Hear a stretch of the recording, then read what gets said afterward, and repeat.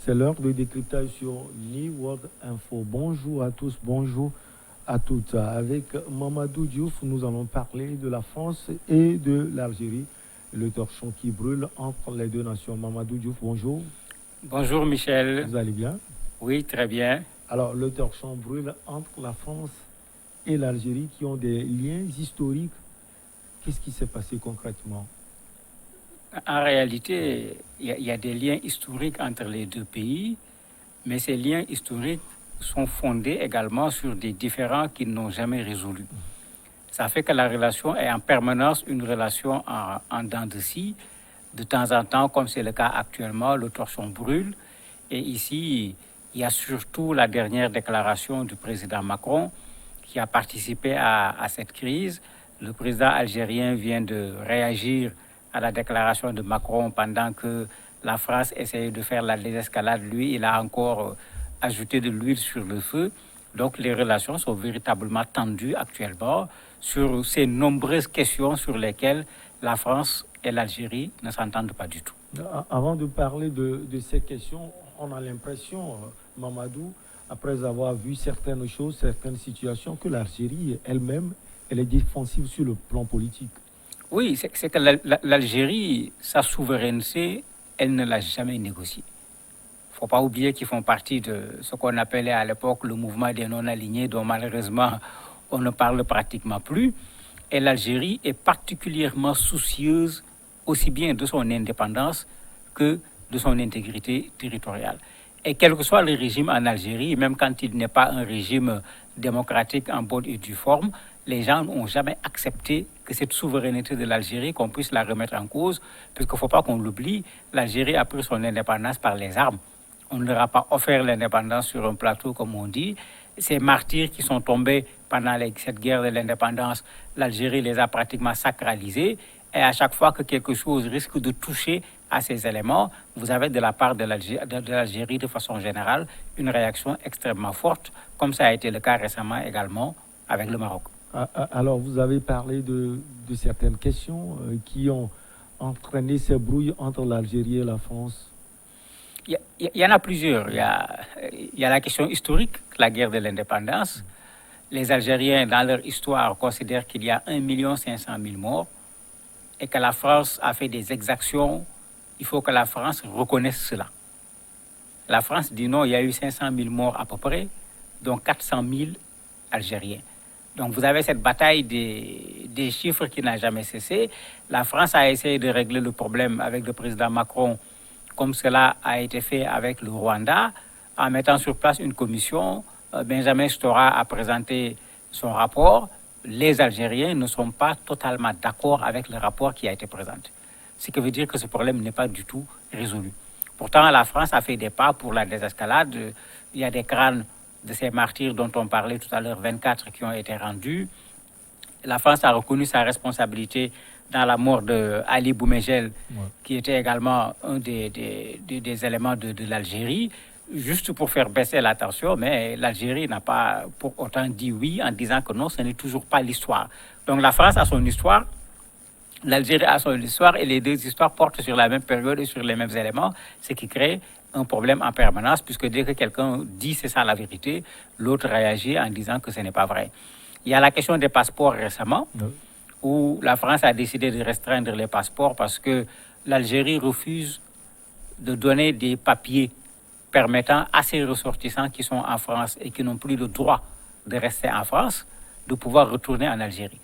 Ça, c'est un problème. Dans ce problème, il y a un autre problème, c'est le nombre. La France dit qu'il y en a environ plus de 7900. L'Algérie dément. Le président a démenti même en s'adressant directement à Darmanin, en lui rappelant qu'il ne s'appelle pas Darmanin simplement, mais il y a Moussa dans son prénom, puisqu'il est d'origine maghrébine. Il l'a interpellé par ce prénom Moussa, en disant que ce que Moussa dit n'est pas vrai. Nous, on n'a jamais vu les 7000 cas dont il parle. C'est 94 cas qui nous ont été soumis. Sur ces 94 cas, il y a eu 22 expulsions. Mais si tu ramènes les 22 expulsions à 7000 cas, ça fait 0,2% de personnes qui ont été ramenées au niveau de l'Algérie. À côté, vous avez d'autres questions qui ne concernent pas directement l'Algérie, le Sahara occidental, où la France défend la position d'une autonomisation de cette zone mais sous la direction du Maroc. Alors que l'Algérie est pour l'indépendance de cette zone une indépendance qui passe par un référendum d'autodétermination. Et sur cette question également, il y a achoppement entre l'Algérie et la France. Il y a encore bien d'autres questions où les deux pays ne s'entendent pas du tout. Alors, on parlait de ces liens historiques entre les deux pays. Il y a une forte communauté d'Algériens également en France. Il y a les Français qui sont également présents en Algérie. Quel impact cette situation peut avoir sur les deux pays? Mais la mobilité surtout. Puisque dans les accords entre l'Algérie et la France, il y a des facilités réciproques qui permettent aux Algériens de venir en France, tout comme aux Français également d'aller en Algérie. Ça, il ne faut pas qu'on se trompe également. La France ne délivre pas les visas à tous les pays de la même façon. L'Algérie était un pays privilégié et dans les accords entre l'Algérie et la France, il y a cela. D'ailleurs, le président Tebboune l'a rappelé, quand il se plaignait de cette question des passeports, il a rappelé qu'il y a un accord avec la France et que venir en France ne doit pas être quelque chose d'extraordinaire pour les Algériens et il considère que cet accord n'est pas du tout respecté par la France. Mais quand on pose ce problème de mobilité, ça va poser également un problème du point de vue des relations économiques. Mais tout le monde sait qu'en Europe aujourd'hui, la tendance, c'est de limiter l'arrivée des gens, le flux migratoire comme on l'appelle, et en même temps, ils essayent de se débarrasser, parce que c'est ça l'expression, de ceux qui sont déjà sur leur territoire, qui n'ont pas de papier et qui ne veulent pas retourner chez eux. Et pour le faire, ils demandent au pays de pouvoir les accueillir. Pour cela, l'Algérie doit fournir des papiers à certains parmi eux parce qu'ils n'en ont même plus, ni des papiers algériens, ni des papiers français, puisque tout est périmé. Mais l'Algérie ne fournit pas ces papiers pouvant permettre de ramener ces gens sur le sol algérien. Et ça fait partie des derniers éléments de ce conflit actuellement entre les deux pays. Mais quand on voit le président Macron qui joue à l'apaisement, on voit le président Tebboune qui durcit le ton. Alors, on a l'impression que l'Algérie souhaite que la situation soit ainsi. Oui, c'est un jeu politique. Mais il y a toujours du politique derrière. Tebboune est fortement contesté en Algérie. Il ne faut pas oublier qu'il a été le candidat des militaires, ce qui lui a permis d'arriver au pouvoir dans une élection qui avait été contestée aussi bien par l'opposition que par la société civile et particulièrement contestée par le mouvement Hirak qui lui a à la limite permis d'arriver au pouvoir parce que c'est ce mouvement qui a déboulonné l'ancien président Bouteflika. Il faut que ça soit très clair.